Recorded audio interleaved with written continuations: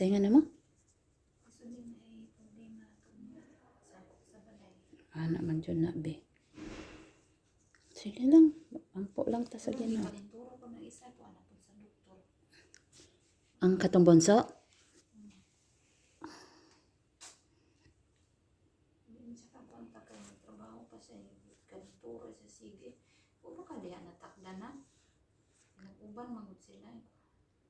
Katong bunso ni mga anak nagkantora? Katong may trabaho. Ang katong isa, katong to nagidad pa to na kong bukid.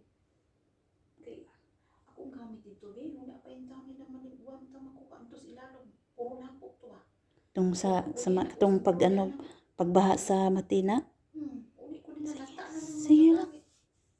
Mubi to na akong gikabulan mo ito sa na orasa. Ma. Kuna ka bini mo di ko katulong kasi una ko na ni mo bato ko padung. Ko kakandaw mga alaw na alas 2 kay lahi man ko oras dito. Ano text ni na nako. Sige lang, ampo lang tabili. Di man katagaan sa Ginoo kundi niyo makaya ang trial. Niya, konting tiis lang sa September, hapit na kamuli. Ampo na lang nato ta. Tabangan ng takag-ampuan. Kay pareha-pareha raman ta lang na problema. Unang usahay bisan magmap ko magtulo kung luwa eh. Pareha de ita. Wala ni ko tingog kaganina no malaba bila ko minsan. Ayang magdala. Sige lang. Wa may problema nga dili masulbad. Sa bagay. Hinayang lang ko ba nahibalan pa lang nako nga imong ani mo lala mas may tayo lang ko ni dayon. Abroad?